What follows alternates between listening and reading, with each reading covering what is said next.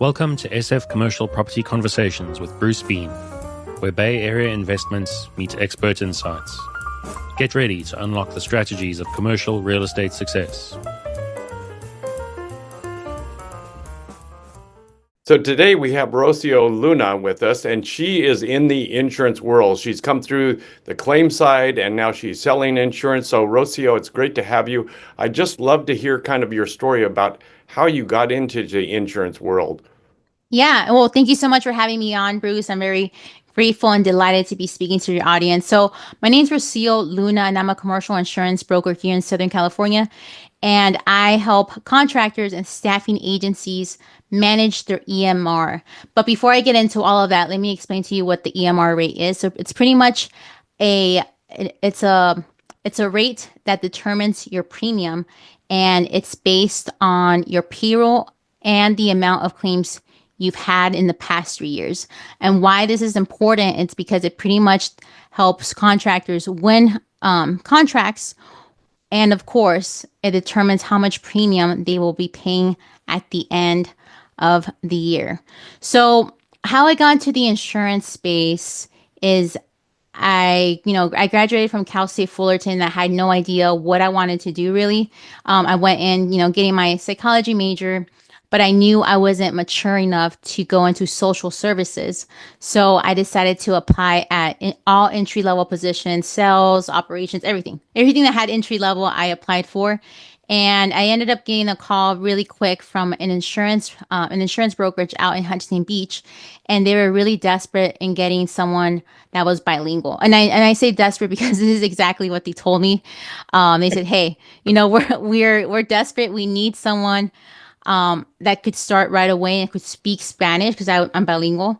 And if we hire you, can you start Monday and we'll bump you up we'll bump your hourly to $1." It went from like $15 to like $16. And as a college student, just fresh out of college, I was like, hey, I need a job. I need have bills to pay. So I was like, hey, well, I'll get my feet wet and I understand what I'm doing. I'll give it a try.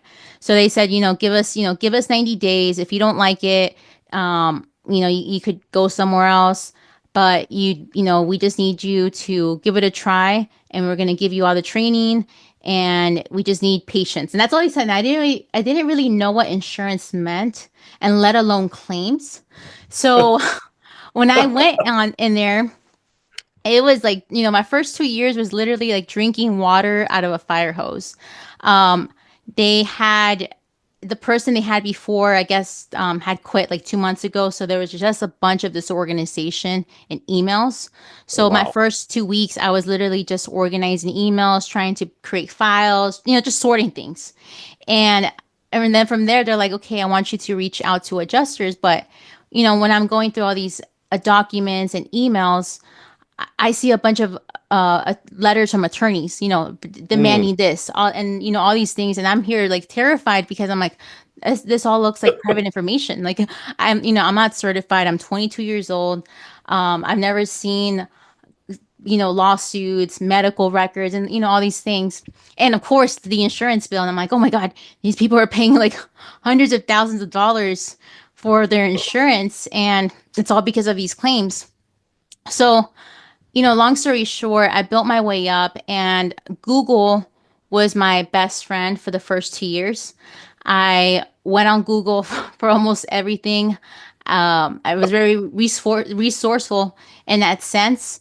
But during those 2 years, I did learn how to build relationships and connect with people, because I did notice that when people had claims, especially if it's a first claim, they're very scared, terrified, and they don't know what to do.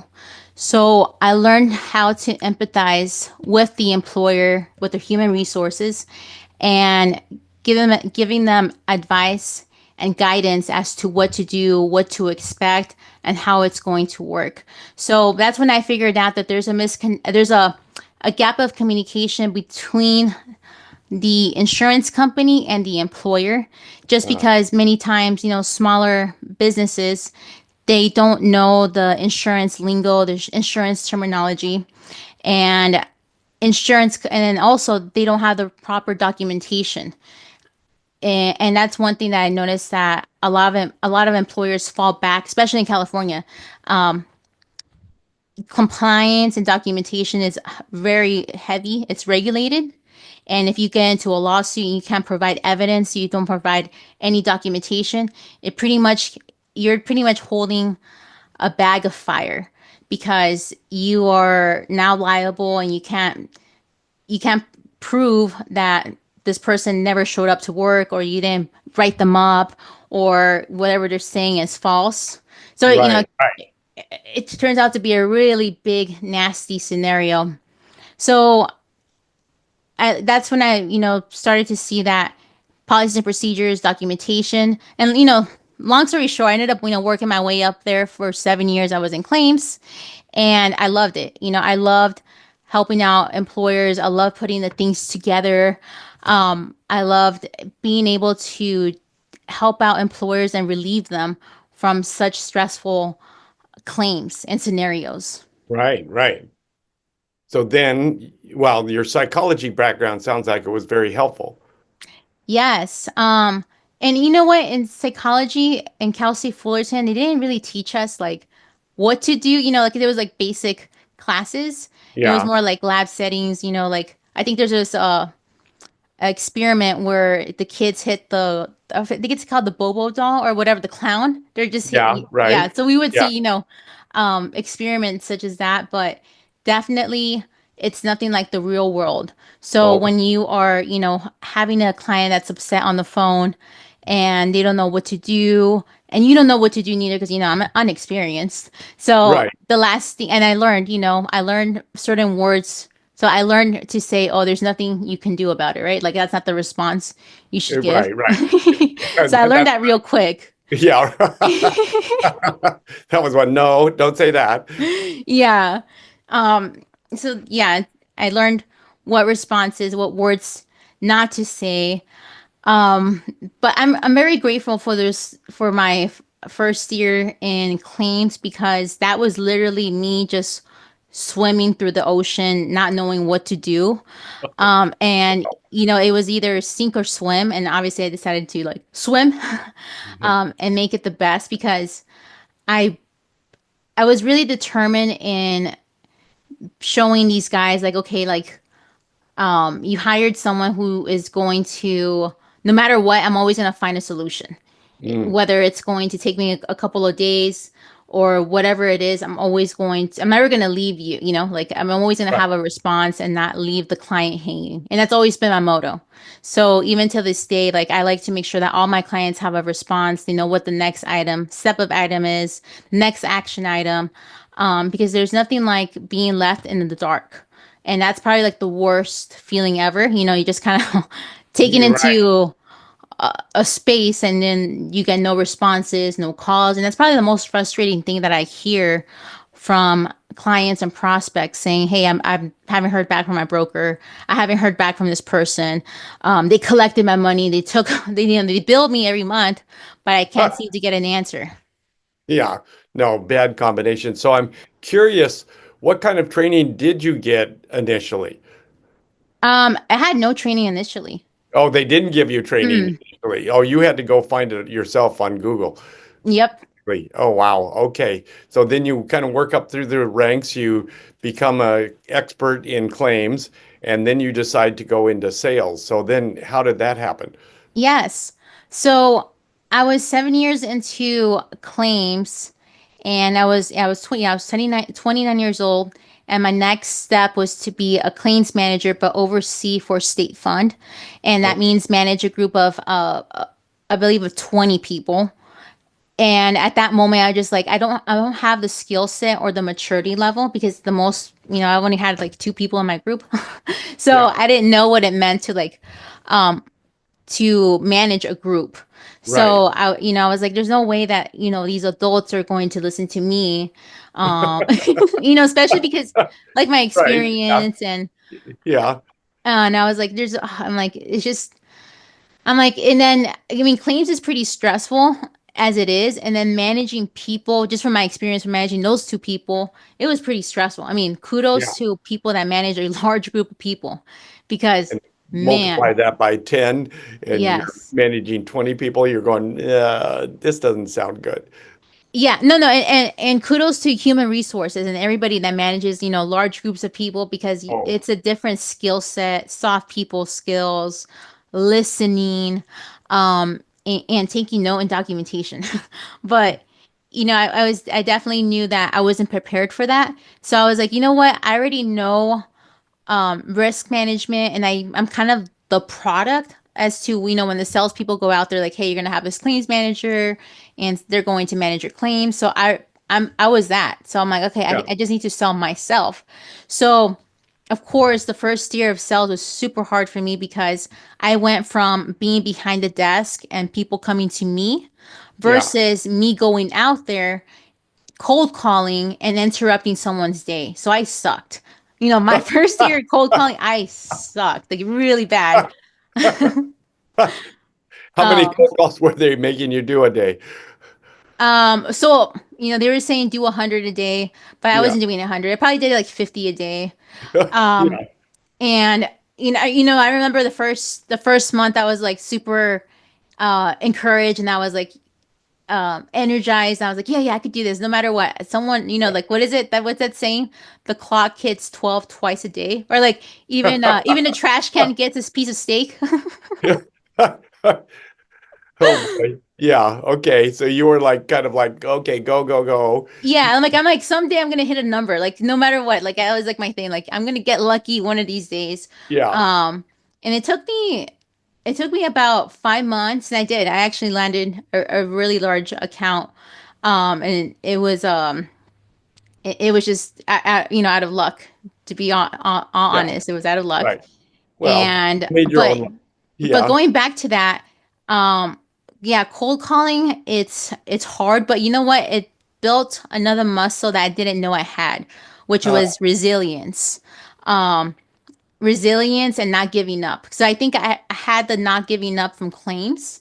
yeah. Now it's having the not giving up and sound like you have courage, right? Because I think anytime you call a stranger, well, now I'm used to it, but Yeah. anytime you call a stranger, you don't know who's picking up. And also, I realized that I wasn't connecting with the person because back when I was calling my first year, all I cared about was getting a phone number, an email, and information. I was not connecting with the person like to know who they are. Right. And Right. and in reality, that's what it is. You need to connect with the person and make them safe and know that, hey, I'm here to help. And knowing where the conversation goes, because everybody's a little different. Some people love talking on the phone, other people hate talking on the phone. So Right. it's Right. finding that medium, especially now with technology. I would Oh, say that less people like talking on the phone. So now you need to figure out what their style is, because every insured is a little different when it comes to their style of communicating. so are you still doing cold calls? No. So a lot of my business luckily has been coming from referrals Yeah. this past year, and we got referrals and social media. So now I have, people reaching out through my social media asking like, hey, I saw this video, will you explain this? I had, a similar situation, can you help me out? Or I'm having XYZ, is this something you could help me out with? So is this on Instagram? Where are you, what social media platforms are you using? So I have Instagram, LinkedIn. So I would say majority of my communication and leads come from LinkedIn. It's more of Yeah. like the business related. Um, Right. Instagram, I do have followers on there, but I won't get like direct messages. It might be like, a comment, high five, here and there. But definitely LinkedIn has been a huge for me. So are you using the Sales Navigator? No, I actually just started using that. Well, I purchased that this year, but I didn't have the sales navigator. It's all just been through connections, but I've been doing a lot of podcasts and lives. So that kind of helps me reach out. And then what I like about LinkedIn is that if someone likes your post and they're not following you, but their friend is following you, you could see that. So I'm not sure if Right. how often you're on LinkedIn, but with my LinkedIn, I will have like it'll recommend me, oh, this new person or this person's connected with so and so. And I think that also helps in connect that bridge. So Right. let's say it's a new person, but we have like 50 people in common, and then it's more like familiar. It's like, oh, well, so and so from the company. Oh yeah, that's my or best friends, or like, we go way back from high school. Right, right. So are you doing mostly insurance for construction companies these days? What's your market? Yes. So it's construction companies and staffing. Yeah, those two kind of fields you're kind of concentrating on. So explain, so staffing would be a recruiter? Yes. So staffing, it would be someone that's doing temporary placements. Yeah. So I do more of like the wholesale warehousing. So I'm here in Southern California and it's really huge. Like we're literally like 20 minutes away from the Amazon location. So there's a lot of like warehouses, a lot of logistics, and with seasonal workers, there's a lot of warehouses that hire these temp agencies to come in and do certain contracts. And so staffing is really hot over here in Southern California. And just like construction, there's a lot of turnaround. There's a lot of like hire quick, fire quick. And then also, a lot of just like constructions, a lot of staffing companies could blow up really quick in the sense that they get if they get a really good contract, they could double within a year or two. Oh, wow. Hmm. Okay. So it sounds like your bilingual skills come in very handy. Oh yeah, most definitely. Most definitely. Yeah, so that's great. So are you trying to, in terms of construction companies, are you trying to go after mostly publicly traded construction companies? I would say more private. My sweet spot is any employers that have 50 or more employees, but most definitely it's the contractors that are on the road to a quick growth, or they're getting like, like they're really seeking to grow really quick, in the sense that I have a lot of clients who have gone from 5 million to 20 million, from 20 million to 50 million. I have one guy who went from 5 million to 100 million in Oh, 5 years. oh my gosh. Wow. Yeah. That is quite an amazing growth strategy. So is this mostly construction companies in your area or all Yes. over California? Yeah, okay. I would say construction companies in LA County, Southern California, and then I have a couple of contractors who are in Arizona and Texas, but they have locations or headquarters here in California. Well, that's interesting. So can you sell product outside of California? Yes. Oh, yeah. Your company is nationwide, right? Correct. Yeah, we're actually worldwide. I think located in 5 different continents. Oh, wow. I didn't Hmm. realize it was that large. So Yeah. that's fantastic. So what's the current status in your mind of the crazy insurance world? Um, so obviously pricing, everybody's upset that their commercial auto is going up. And you should be because it's just crazy, and it kind of, like I had mentioned, unfortunately here in California the laws are really skewed, and the people that have benefited from it are attorneys. So as you know, a lot of attorneys are winning huge settlements for rear end little bump and scratches, and they're just doing a lot of advertising, and Right. unfortunately that's really pushing the premiums on the carriers, so they're increasing premiums, but that goes as well as accidents. But on that note, with accidents you have to be very careful with that, because people think that black swan events are not that common, and I'm here Right. to tell you that yes, they are common. Wow. Wow. Unfortunately, we are seeing a lot more deaths on the road. Oh, wow. So, we've seen a lot of deaths, especially if you're a contractor and you're on Caltrans and your employees are working the night shift, from 8 p.m. till 4 a.m. You have to be very careful. There's been a lot of increase in DUI incidents. Oh, wow. So most definitely. And then also, if you are an employer and you're hiring staffing agencies, you want to make sure that the workers' comp is valid. So there's a lot of, insurance premiums are crazy, but in the staffing side, there's been an increase of uninsured staffing Oh, agencies. oh, interesting. Because Hmm. they just can't afford it, or they just decided to self-insure. No, I think part of it could be they can't afford it, but a lot of them are cutting corners because they want to, increase their profits. And they're also trying to outbid. So it's just like construction. Staffing is just as cutthroat as construction. The lowest bidder is the one who wins. Right. And unfortunately, because of those companies that are cutting corners, there's been a lot of claims that are legit Oh, and are uninsured. So now the poor employer that hired the uninsured staffing agency is having to pay that workers' comp oh, claim on their side. oh, that's wow. Hmm. That's kind of a double whammy, right? Yep. So, wow. And I'm So, actually having an event in June in Irvine, along with it's a staffing association. I can't think of their name right now, but it's a pretty popular staffing association, and we're going to talk about those incidents, about those current problems that the staffing world is having and facing right now. okay, so we're going to get that information out to our listeners. Where Hmm. can people get a hold of you, Lo, Lo, Rocio? Rocio. Yes. So people could get a hold of me on LinkedIn. They can search me up at Rocio Luna. If you type me in, I'll probably be the first person to come out.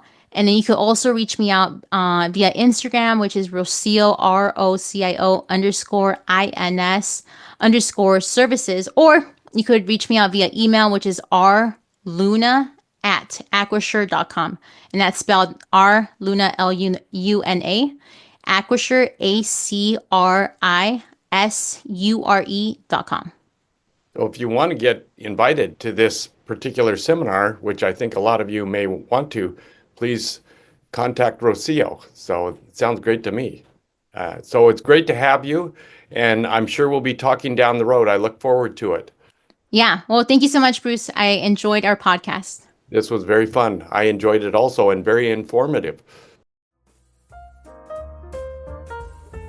That's a wrap on today's journey through the SF commercial real estate scene. Ready to share your story? Visit sfcommercialconversations.com/guest. Your insights could lead the next conversation.